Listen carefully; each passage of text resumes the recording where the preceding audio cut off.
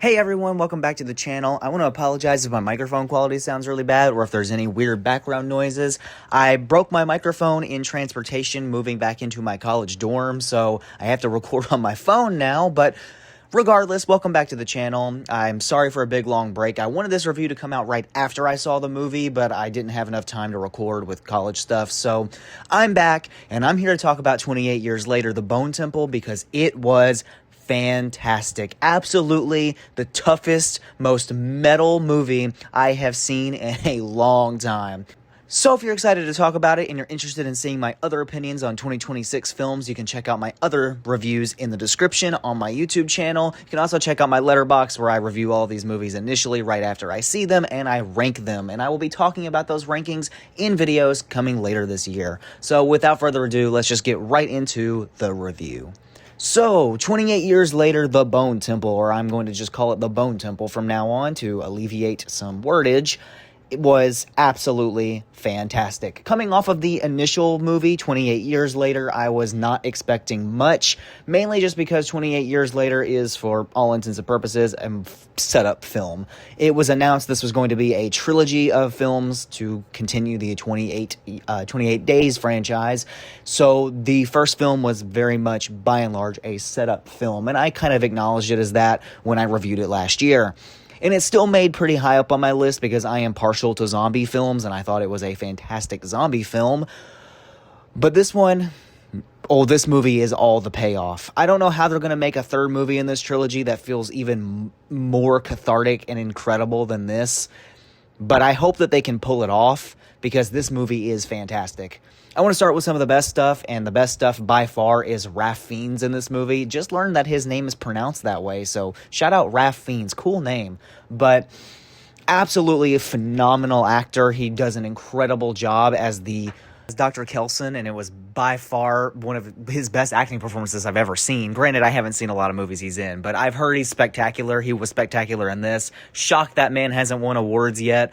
Need to see that happen. Samson also gets a character arc in this film, which is incredible, and it's really good and has really good payoff for no reason in particular other than it's just cool. It's awesome. Really like that. I thought the world building was fantastic. That was a huge thing that tied directly into Samson's arc, was kind of the mythology and world building of the 28 years universe. And that was really, really great. But I'll get to that in a second. Back to the actors. Jack O'Connell's villain in this, I guess Jimmy would be the name. Phenomenal, fantastic. The way that the cult mentality is displayed is really, really interesting. And he's absolutely just diabolical, like literally the most evil, just hatred man in the universe. And it works really well. All of their cult lingo is super kind of borderline goofy, but it works because of how dark and sinister these people are. And it's really interesting and well put together. And the performances are all really great. And the tie-ins to real-world stuff is really disgusting and creepy, but it works. On the flip side, though, Alfie Williams as Spike is also spectacular. He's great. He's a great young actor. I hope that he has an illustrious career after these films. Illustrious, because he is phenomenal here. Erin Kellyman does a great job of portraying one of the cult members, and it's really interesting, and she does a great job. Her character is not a big standout in this film, but I do think she is pretty great. Transitioning from there, I want to talk about the ending. I don't want to actually spoil the ending, I just want to talk about the ending, because the ending is absolutely metal as hell. There's a needle drop of an Iron Maiden song, I won't spoil what song or what its purpose is, at the end of the film that is absolutely fantastic, and Ralph Fiennes gets an incredible acting performance there. Really great stuff.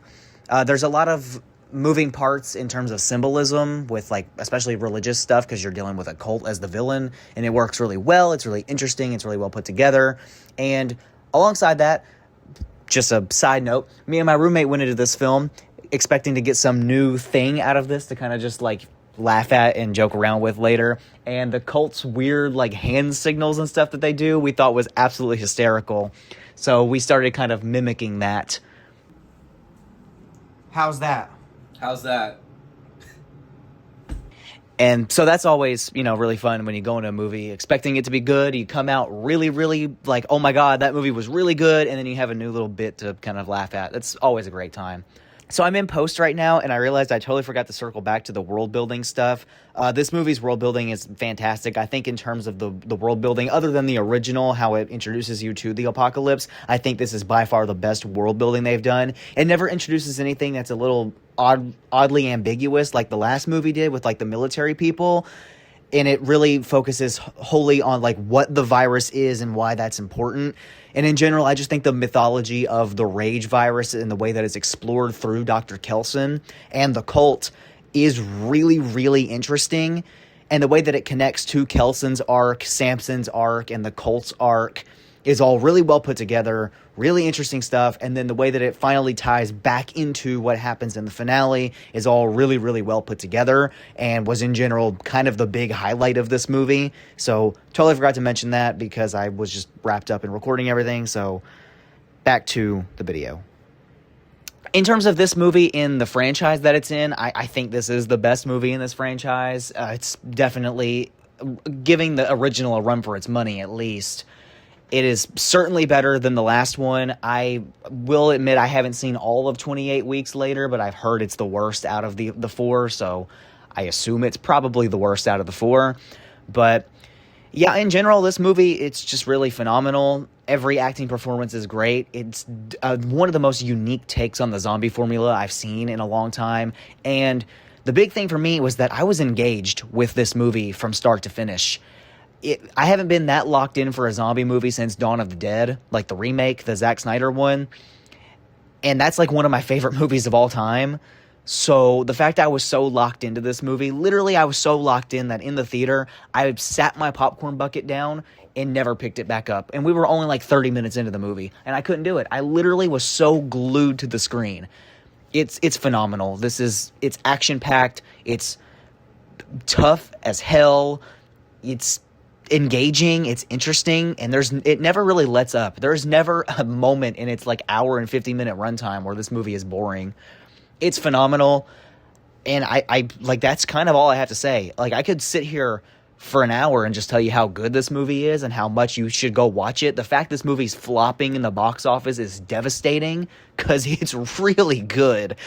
Last thing actually, before I in this video, totally forgot, the actual end of the movie, there's like a slight time jump at the end of the film. Fantastic. It sets up the next movie very interestingly. It doesn't feel like any kind of bait in the same way that the last movie felt like it was kind of baiting me to get excited for the next one. The ending here, phenomenal. Setup for the next movie, super interesting, phenomenal. And yeah, that's pretty much all I have to say about The Bone Temple. I think this movie was fantastic. I gave it a 4.5 star. If I watch this movie again, I might give it a 5 star. I'm totally, because of this movie being good, and I'm assuming the third one will be probably on the same par, I'm going to definitely buy this trilogy on DVD and watch it all over again because it's that good.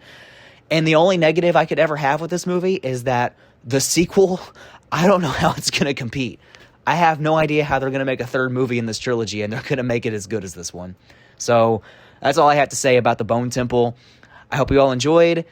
Leave a like and subscribe. It really helps out my channel. You can also check out my other 2026 reviews on my channel, as well as all of them ranked on my Letterboxd and tons of other movies and lists there that will probably get turned into videos in the future. So I hope you all enjoyed, and I will see you all in the next one. Peace out.